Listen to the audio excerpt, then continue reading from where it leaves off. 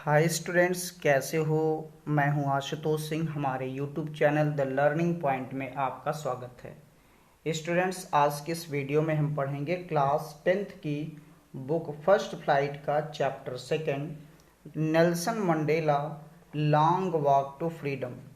Students, इस video के पहले पार्ट में हम लोगों ने चैप्टर का आधा पार्ट पढ़ा हुआ था और इस वीडियो में आज हम पेज नंबर 20 के सेकंड पैराग्राफ से पढ़ना स्टार्ट करेंगे। तो स्टूडेंट, आइए चैप्टर को शुरू करते हैं। The policy of apartheid created a deep and lasting wound in my country and my people. All of us will spend many years, if not generations, recovering from that profound hurt. But the decades of oppression and brutality had another unintended effect, and that was that it produced the Oliver Tambo's, the Walter Cecilus, the Chief Luthlis, the Yusuf Dadus, the Bram Fishers, the Robert Sabkos of our time. तो student, यहाँ पे Nelson Mandela का कहना है कि जो apartheid south Africa में चल रही थी, उस पॉलिसी के तहत हमारी इस साउथ अफ्रीका कंट्री में जो लोग रह रहे थे उनके मन में एक डीप और लास्टिंग वाउंड क्रिएट हो गया था। एक गहरा और काफ़ी लंबे समय तक चलने वाला घाव जन्म ले लिया था और हम सबको इस गहरे घाव को रिकवर करने में अगर कई जनरेशन न लगा तो कम से कम कई साल तो लग जाएंगे। लेकिन कई दशकों के ऑपरेशन और ब्रूटलिटी की वजह से, यानी कि उत्पीड़न और क्रूरता की वजह से कुछ और इनटेंडेड इफेक्ट हुए थे, यानी कि एक ऐसा प्रभाव छूटा था हमारे देश की जनता पर जिसकी हमने कल्पना नहीं की थी। और वो एक ऐसा प्रभाव था जिससे ओलिवर टम्बूस, वाल्टर सेसलस, चीफ लुथलिस और यूसुफ दादूस, ब्रैम फिशर, रॉबर्ट सोबकोव्स का जन्म हुआ हमारे समय में। Main of such extra ordinary courage, wisdom, and generosity that their like may never be known again. Perhaps it requires such depth of operations to create such heights of character. My country is rich in minerals and gems that lie beneath its soil. But I have always known that its greatest wealth is its people, finer and truer than the purest diamonds. तो student, यहाँ पे Nelson Mandela कह रहे हैं कि इन जो लोगों का जन्म हुआ था, जैसे ओलिवर टम्बूस, वाटलर सिसलुस, इन लोगों का जो जन्म हुआ था, ये लोग एक्स्ट्रा ऑर्डिनरी पीपल थे। इन लोगों में एक्स्ट्रा ऑर्डिनरी करेज था, हिम्मत थी, और एक्स्ट्रा ऑर्डिनरी विजडम था, बुद्धिमत्ता थी, और एक्स्ट्रा ऑर्डिनरी जनरसिटी थी, यानी कि उदारता थी। और इन लोगों के जैसे कभी भी फिर से दोबारा नहीं जाने जाएंगे, यानी कि इन लोगों के जैसे लोगों का जन्म फिर से दोबारा कभी नहीं होगा। और शायद अगर इस तरह के लोगों का जन्म हो भी, इस तरह के कैरेक्टर्स का जन्म अगर हो भी, तो इस तरह के कैरेक्टर्स के जन्म के लिए फिर इतनी ही डेप्थ तक के ऑपरेशन की ज़रूरत पड़ेगी, यानी कि जितनी गहराई तक, जितना ज़्यादा उत्पीड़न अफ्रीका के लोगों में हुआ था, उतने ही ज़्यादा उत्पीड़न की ज़रूरत फिर से पड़ेगी। यानी कि जब तक इतना उत्पीड़न फिर से नहीं होगा, तब तक इस तरह के कैरेक्टर, इस तरह के महान कैरेक्टर्स का जन्म दोबारा नहीं होगा। मेरी जो कंट्री है, ये कंट्री मिनरल्स और जेम्स में काफ़ी ज़्यादा रिच है, यानी कि हमारी कंट्री में मिनरल्स और जेम्स बहुत ज़्यादा मात्रा में, प्रचुर मात्रा में उपलब्ध हैं इसके मिट्टी के नीचे। लेकिन मैं हमेशा से जानता रहा हूँ, मुझे हमेशा से ये बातें पता हैं कि हमारी कंट्री के जो लोग हैं वही इस कंट्री के ग्रेटेस्ट वेल्थ हैं, सबसे अच्छा धन है, सबसे फाइनर धन है, सबसे ट्रूअर धन है। और ये धन प्योरेस्ट डायमंड से भी ज़्यादा कीमती हैं, उससे भी ज़्यादा वैल्यूएबल हैं। It is from these comrades in the struggle that I learn the meaning of courage time and again I have seen men and women risk and give their lives for an idea. I have seen men stand up to attacks and torture without breaking, showing a strength and resilience that defies the imagination. तो student आगे Nelson Mandela का कहना है कि ये जो मेरे comrades थे, जो मेरे साथी थे, जैसे ओलिवर टम्बू, वाटलर, सिसलस, चीफ लुथलेस, तो ये जो मेरे कॉमरेड्स थे, इनके स्ट्रगल से ही मैंने करेज की मीनिंग सीखी थी, साहस का अर्थ मुझे समझ में आया था। और समय के साथ में मैंने मेन और वोमेन को रिस्क उठाते हुए और अपने जीवन को दांव पर लगाते हुए देखा था, एक आइडिया के लिए, एक विचारधारा के लिए। कौन सी विचारधारा स्टूडेंट? यहाँ पे इनका आइडिया का कहने का अर्थ है कि स्वतंत्रता की आइडिया, फ्रीडम की आइडिया के लिए अपने लाइफ को दांव पर लगाते हुए मैंने मेन और वोमेन दोनों को देखा हुआ था।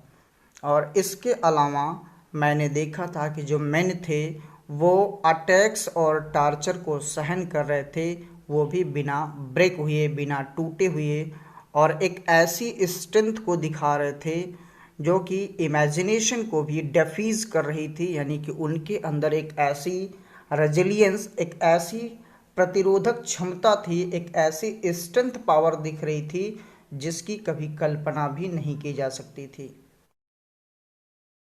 I learned that courage was not the absence of fear but triumph over it. The brave man is not he who does not feel afraid but he who conquers that fear. अब यहाँ Nelson Mandela कहते हैं कि मैंने इस struggle से ये सीखा था कि अगर किसी के मन में फियर एब्सेंस है, यानी कि उसके मन में डर नहीं है, तो उसे साहस नहीं कहा जा सकता था। साहस उसे कहा जाता था कि अगर कोई व्यक्ति डर के ऊपर ट्रियम्फ कर ले, विजय प्राप्त कर ले, तो उसे साहस कहा जाएगा। इसके अतिरिक्त नेल्सन मंडेला कहते हैं कि मैंने ये भी सीखा था कि जो डर के ऊपर विजय प्राप्त कर लेते हैं, जीत हासिल कर लेते हैं, वही ब्रेव मैन होते हैं, ना कि वो ब्रेव मैन होते हैं जिन्हें फियर होता ही नहीं है, जिन्हें अफ्रेड फील ही नहीं होता है, डर फील ही नहीं होता है। उन्हें हम ब्रेव मैन नहीं कहते हैं, बल्कि उन्हें ब्रेव मैन कहते हैं जो फियर के ऊपर विजय प्राप्त कर लेते हैं। No one is born hating another person because of the color of his skin or his background or his religion. People must learn to hate. If they can learn to hate, they can be taught to love. For love comes more naturally to the human heart than its opposite. तो आगे Nelson Mandela कहते हैं कि जब लोगों का जन्म होता है तो जन्म से ही कोई स्किन के बेस पर, स्किन के कलर के बेस पर, किसी के बैकग्राउंड के बेस पर और उसके रिलीजन के बेस पर लोग उससे नफरत नहीं करते हैं।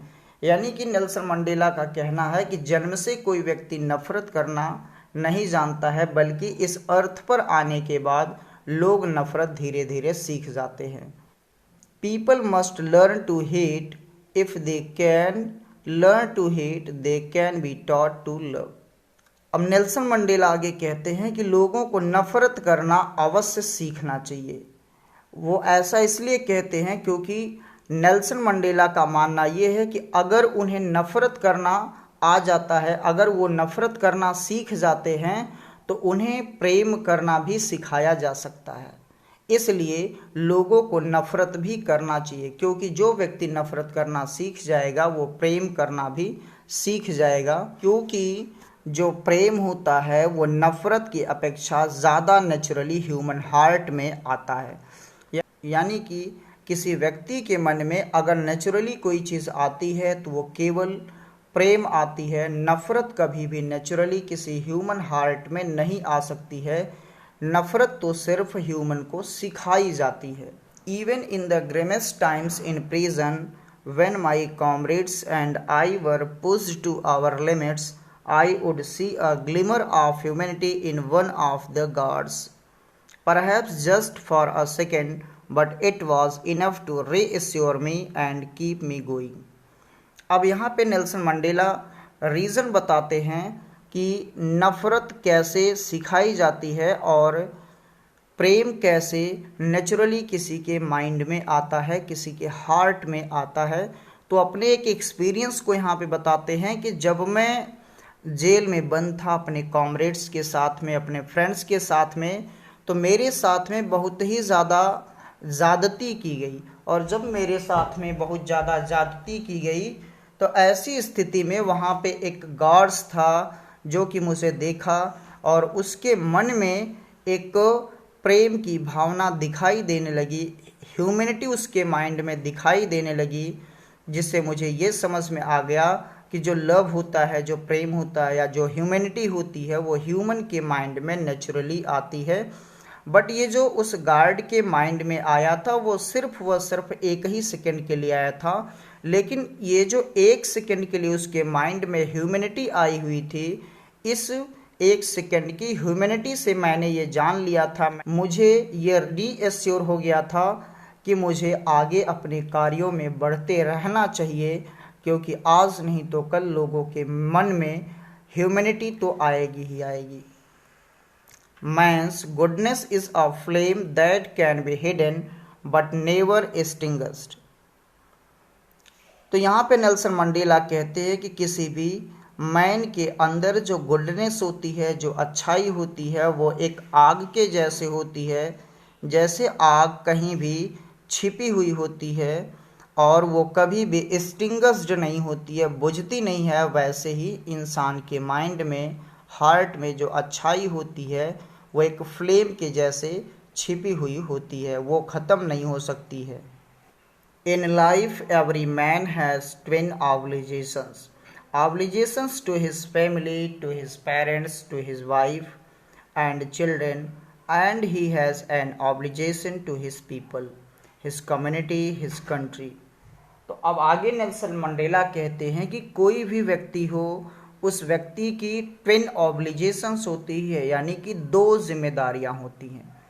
अब पहली जिम्मेदारी वो बताते हैं कि टू हिज फैमिली, अपने फैमिली के प्रति होती है, और जिसमें फैमिली में पेरेंट्स के प्रति, वाइफ के प्रति, बच्चों के प्रति जिम्मेदारियां होती हैं। और जो दूसरी जिम्मेदारी होती है वो हिज पीपल, अपने लोगों के प्रति होती, अपने लोगों के प्रति यानी कि समाज के प्रति, सोसाइटी के प्रति दूसरी जिम्मेदारी होती है।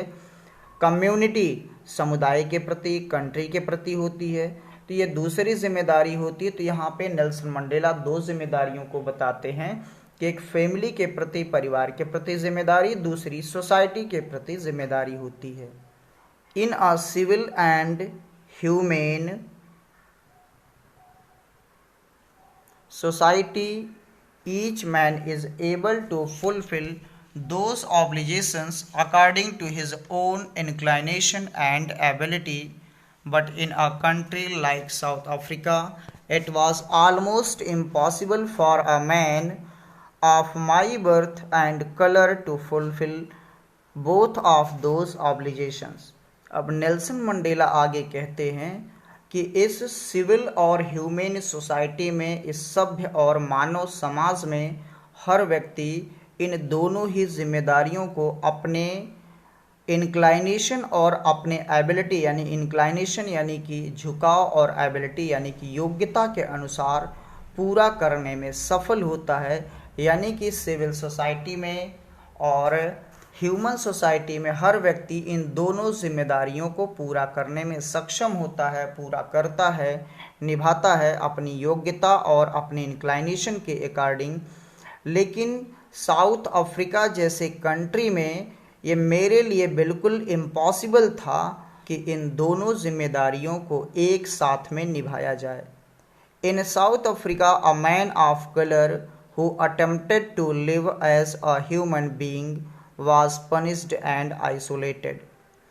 तो इस साउथ अफ्रीका जैसे कंट्री में मेरे जैसा एक कलर्ड व्यक्ति जो कि जीवित रहने की कोशिश किया, ह्यूमन बीइंग बनने की कोशिश किया, इंसान बनने की कोशिश किया, उसे पनिशमेंट दिया गया और उसे आइसोलेट कर दिया गया, यानी कि उसे समाज से अलग थलग कर दिया गया।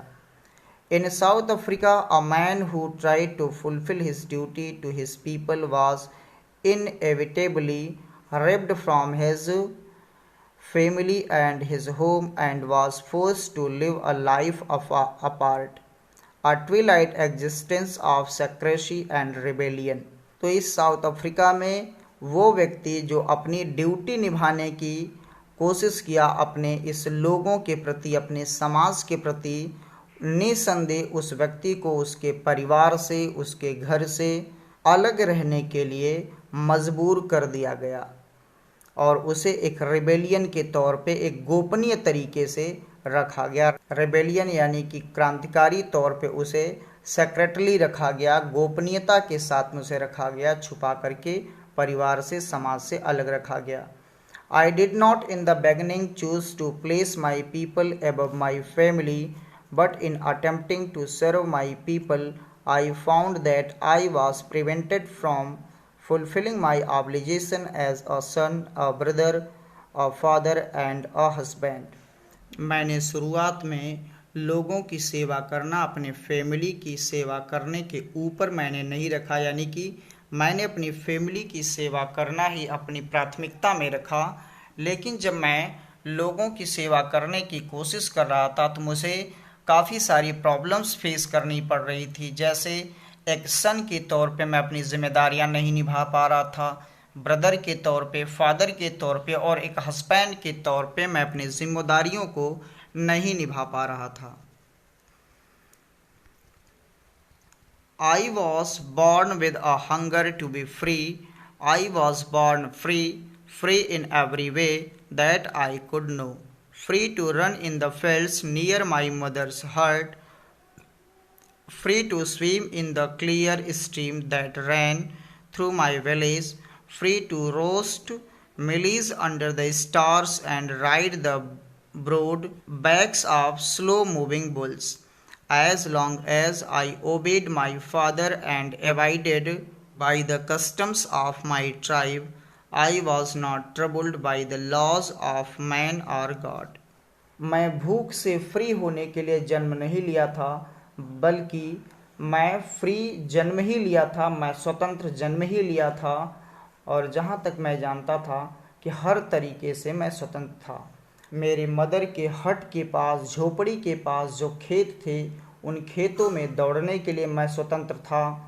और जो क्लियर स्ट्रीम थी, जो स्वच्छ पानी की जो धारा थी, उसमें तैरने के लिए मैं स्वतंत्र था, जो मेरे गाँव से होकर के बहती थी। और आटे की दलिया को रोस्ट करने के लिए, भूनने के लिए मैं स्वतंत्र था। और इस स्टार्स के नीचे धीरे धीरे चलते हुए बुल के, बैलों के पीठ पर बैठ करके राइड करने के लिए स्वतंत्र था। As long as I obeyed my father and abided by the customs of my tribe, I was not troubled by the laws of man or God। आगे नेल्सन मंडेला कहते हैं कि जब तक मैंने अपने फादर की आज्ञा का पालन किया और अपने ट्राइब के कस्टम्स को निभाता रहा, रीति रिवाजों को मैं निभाता रहा, तब तक मुझे इंसान के द्वारा या गॉड के द्वारा बनाए गए जो लॉस थे, जो नियम कानून थे, उनसे मुझे कोई दिक्कतें नहीं हुई। It was only when I began to learn that my boyhood freedom was an illusion, when I discovered as a young man that my freedom had already been taken from me, that I began to hunger for it। Nelson Mandela आगे कहते हैं कि मैं उस समय ये जानना शुरू कर दिया, समझना शुरू कर दिया कि बॉयहुड फ्रीडम मेरी एक सिर्फ इल्यूज़न थी, एक भ्रम था। बचपन में मैंने जिसको फ्रीडम महसूस किया था या फ्रीडम मैं समझता था, वो सिर्फ एक भ्रम था। जब मैं एक यंग मैन बना और मुझे ये महसूस हुआ कि मेरी फ्रीडम तो पहले ही छीन ली गई है और मैं इस फ्रीडम के लिए मरना शुरू कर दिया। और इस फ्रीडम के लिए मैं परेशान होना शुरू हो गया कि मुझे ये फ्रीडम अब मिलनी चाहिए। तो शुरुआत में जब मैं स्टूडेंट था तो मैं अपने लिए सिर्फ फ्रीडम चाहता था, और वो फ्रीडम जो थी वो ट्रांजिटरी फ्रीडम थी, यानी कि अस्थायी स्वतंत्रता मैं अपने लिए चाहता था। और वो मेरी अस्थायी स्वतंत्रता ये थी, फ्रीडम ये थी कि मैं रात में घर से बाहर रह सकूं, जा सकूं, रीड व्हाट आई प्लीज़, जो भी मुझे अच्छा लगे उसे मैं पढ़ सकूं, गो वेयर आई चूज, जहां मैं चाहूं वहां जा सकूं। इस तरह की फ्रीडम, इस तरह की अस्थायी फ्रीडम मैं बचपन में चाहता था, जब मैं चाइल्डहुड में था, जब मैं स्टूडेंट था। और बाद में जब मैं बड़ा हुआ, जोहानिसबर्ग में था, तो मैं अपनी बेसिक और ऑनरेबल फ्रीडम के लिए मैं यर्न करना, तड़पना शुरू कर दिया कि मैं अपनी पोटेंशियल को गेन कर सकूं, मैं अपनी सामर्थ्य को गेन कर सकूं, इतनी मुझे फ्रीडम मिलना चाहिए। और मैं अर्निंग कर सकूं, इसकी भी फ्रीडम मुझे मिलनी चाहिए। मैरिंग, शादी करने की फ्रीडम मिलनी चाहिए, फैमिली रखने की मुझे फ्रीडम मिलनी चाहिए, और एक ऐसी फ्रीडम मुझे मिलनी चाहिए जो लॉफुल लाइफ में, जो नियम कानून से युक्त लाइफ में कोई बाधा उत्पन्न न करे। एक ऐसी फ्रीडम मैं चाहता था। But then I slowly saw that not only was I not free, but my brothers and sisters were not free. I saw that it was not just my freedom that was curtailed, but the freedom of everyone who looked like I did. तो ठीक इसी समय मैंने धीरे धीरे ये भी महसूस करना शुरू कर दिया कि सिर्फ मैं ही ऐसा नहीं था जिसे फ्रीडम नहीं मिली थी, बल्कि मेरे ब्रदर, मेरी सिस्टर्स भी फ्री नहीं थे, स्वतंत्र नहीं थे। मैंने देखा कि सिर्फ मेरी ही फ्रीडम को कम नहीं किया गया था, बल्कि मेरी तरह से दिखने वाले जितने भी लोग थे उन सारे लोगों की फ्रीडम को कम कर दिया गया था। That is when I joined the African National Congress, and that is when the hunger for my own freedom became the greater hunger for the freedom of my people. तो इसी समय मैंने अफ्रीकन नेशनल कांग्रेस पार्टी को join किया, और मेरी जो अपनी स्वतंत्रता की भूख थी ये धीरे धीरे बढ़ती गई, और ये भूख चेंज होकर के लोगों की स्वतंत्रता के रूप में बदल गई। यानी कि पहले सिर्फ मैं अपने आप की स्वतंत्रता के बारे में सोचता था, लेकिन अब मैं दूसरे लोगों की स्वतंत्रता के भी बारे में सोचना शुरू कर दिया था। It was this desire for the freedom of my people to live their lives with dignity and self-respect that animated my life, that transformed a frightened young man into a bold one, that drove a law-abiding attorney to become a criminal, that turned a family-loving husband into a man without a home, that forced a life-loving man to live like a monk. तो अब आगे Nelson Mandela कहते हैं कि जो मेरे लोग थे, जो मेरे यहाँ की जनता थी, उनके फ्रीडम की डिज़ायर, उनके जीवित रहने की इच्छा, वो वे डिग्निटी और सेल्फ रेस्पेक्ट के साथ में, उनकी इस इच्छा ने मेरी लाइफ को एनिमेटेड कर दिया, मेरी लाइफ को चला दिया, यानी कि मुझे प्रेरित कर दिया स्वतंत्रता के लिए लड़ाई लड़ने के लिए। और इसी प्रेरणा ने एक फ्राइटेंड यंग मैन को, एक डरने वाले एक यंग मैन को एक बोल्ड मैन बना दिया, एक साहसी व्यक्ति बना दिया। और उनके इस स्वतंत्रता की भूख ने एक ऐसा व्यक्ति, लॉ अबाइडिंग पर्सन का मतलब होता है एक ऐसा व्यक्ति जो कानून की बातें मानने वाला होता है, कानून को फॉलो करने वाला होता है। तो नेल्सन मंडेला कहते हैं कि मैं एक लॉ अबाइडिंग अटॉर्नी था, मैं एक कानून का पाबंद व्यक्ति था, कानून को मानने वाला व्यक्ति था। तो मुझ जैसे एक लॉ अबाइडिंग अटॉर्नी को, अधिवक्ता को, यहाँ की जो जनता है उनके फ्रीडम की जो भूख थी, एक क्रिमिनल बना दिया।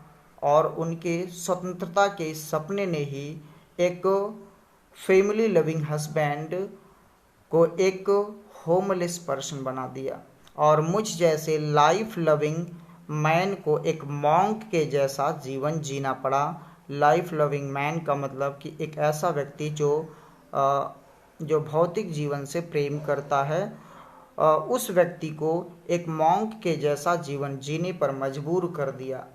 I am no more virtuous or self-sacrificing than the next man, but I found that I could not even enjoy the poor and limited freedoms I was allowed when I knew my people were not free. Freedom is indivisible. The chains on any one of my people were the chains on all of them. The chains on all of my people were the chains on me. और Nelson Mandela आगे कहते हैं कि अब इन सारी चीज़ों की वजह से अब मैं और ज़्यादा वर्चुअस यानी कि नैतिक व्यक्ति नहीं रह गया था या सेल्फ सैक्रिफाइसिंग व्यक्ति नहीं रह गया था। अभी तक तो मैं बहुत सारी चीज़ों को सैक्रिफाइस कर देता था, लेकिन जब मुझे ये पता चला कि मेरे अधिकार को छीन लिया जा रहा है तो मैं अब सैक्रिफाइस करने वाला व्यक्ति नहीं रह गया था। मैं एक नैतिक व्यक्ति नहीं था, यानी कि नियम कानून पर चलने वाला व्यक्ति नहीं रह गया था। और जब मैंने पाया कि जो मेरी जनता थी, मेरी जनता जब स्वतंत्र नहीं थी, फ्री नहीं थी, तो उस समय मुझे जो लिमिटेड फ्रीडम दी गई थी, उस फ्रीडम का भी मैं अच्छी तरीके से इंजॉय नहीं कर पाया था। और जो फ्रीडम होती है वह इनडिविजिबल होती है, उसे डिवाइड नहीं किया जा सकता है फ्रीडम को। और जो फ्रीडम होती है वह इनडिविजिबल होती है, यानी कि फ्रीडम को डिवाइड दूसरे लोगों में नहीं किया जा सकता था। जो थोड़ी बहुत फ्रीडम मिली थी वो मुझे मिली थी, मेरे लोगों को नहीं मिली थी, इसलिए मैं अपनी फ्रीडम को दूसरों से डिवाइड नहीं कर सकता था, बांट नहीं सकता था। वो फ्रीडम का एंजॉय केवल मैं ही कर सकता था, और मैं उन फ्रीडम का एंजॉय नहीं किया और ना ही दूसरे लोगों को मैं वो फ्रीडम दे पाया अपनी। मेरे किसी भी लोग के ऊपर पाबंदी होने का अर्थ है कि मेरे सारे लोगों पर पाबंदी थी, और मेरे सारे लोगों पे पाबंदी होने का अर्थ है कि वो पाबंदी मुझ पर भी थी। I knew that the oppressor must be liberated just as surely as the oppressed. A man who takes away another man's freedom is a prisoner of hatred. He is locked behind the bars of prejudice and narrow-mindedness. I am not truly free if I am taking away someone else's freedom, just as surely as I am not free when my freedom is taken from me. The oppressed and oppressor alike are robbed of their humanity. आगे Nelson Mandela कहते हैं, तो मैं जानता था कि जिस तरह से जो ऑप्रेस्ड लोग हुए उन्हें ऑपरेशन से यानी कि उत्पीड़न से मुक्त करने की ज़रूरत है, वैसे ही जो ऑपरेसर हैं ऑपरेसर को भी मुक्त करने की ज़रूरत है, क्योंकि जो ऑप्रेस्ड होते हैं वो भी और जो ऑपरेसर होते हैं वो भी किसी न किसी चीज़ में जकड़े होते हैं। तो स्टूडेंट यहाँ पे नेल्सन मंडेला दोनों लोगों के, ऑप्रेस्ड और ऑपरेसर दोनों लोगों के फ्रीडम की बात करते हैं, जो उत्पीड़न करते हैं और जिनका उत्पीड़न होता है, उन दोनों लोगों के फ्रीडम की बात करते हैं। तो स्टूडेंट आगे देखते हैं कि ये ऑपरेसर्स को कहाँ से फ्रीडम देने की बात करते हैं। ऑपरेसर यानी कि वो व्यक्ति जो दूसरों की उत्पीड़न में सहयोग देता है या दूसरों का उत्पीड़न करता है, उसे हम ऑपरेसर कहते हैं। तो अब आगे जो लाइन लिखी गई है ये ऑपरेसर के बारे में लिखी गई है, और नेल्सन मंडेला कहते हैं कि वो व्यक्ति जो दूसरों की स्वतंत्रता को छीन लेता है वो द्वेष का प्रिजनर होता है, यानी कि द्वेष जो होता है उसे, या ईर्ष्या जो होती है उसे जकड़ी हुई होती है।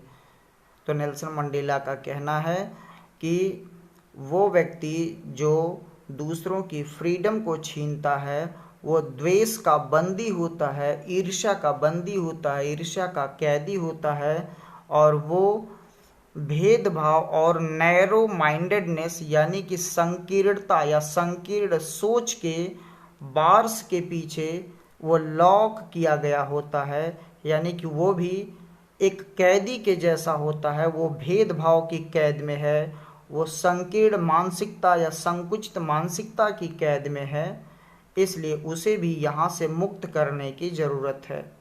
तो इस तरह से स्वतंत्रता छीनने वाला और जिसकी स्वतंत्रता छीनती है वो दोनों ही किसी न किसी के गुलाम जरूर होते हैं, इसलिए इन दोनों ही व्यक्ति को मुक्त करने की ज़रूरत है। ऑप्रेस्ड जिनका उत्पीड़न हुआ होता है वो, और ऑप्रेसर यानी कि जो उत्पीड़न करने वाले होते हैं, ये दोनों ही व्यक्ति अलाइक एक जैसे होते हैं और इन दोनों की ही ह्यूमैनिटी को छीन लिया गया होता है, मानवता को छीन ली गई होती है। अगर वीडियो अच्छी लगी हो तो वीडियो को लाइक करें, शेयर करें, और अगर अभी तक चैनल को आपने सब्सक्राइब नहीं किया है तो चैनल को भी सब्सक्राइब कर लें, नोटिफिकेशन की बेल दबा लें ताकि आने वाली नई वीडियो की नोटिफिकेशन आपको मिलती रहे। और मिलते हैं अगले वीडियो में। जय हिंद, जय भारत।